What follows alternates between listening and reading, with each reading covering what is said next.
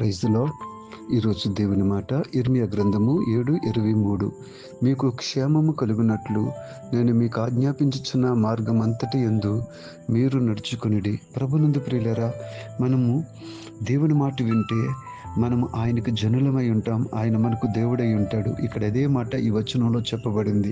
మనకు క్షేమం కలుగునట్లు, నిరంతరము క్షేమముగా నడుచున్నట్లుగా, జీవించినట్లుగా దేవుని కృపలో సాగిపోవాలి అంటే ఖచ్చితంగా దేవుడు మనకు ఆజ్ఞాపించుచున్న మార్గములోనే నడవాలి. ఈ రోజున అద్భుతాల కోసం చాలామంది ఎదురు చూస్తూ ఉన్నారు. స్వస్థతలు కావాలి, ఆశీర్వాదాలు కావాలి.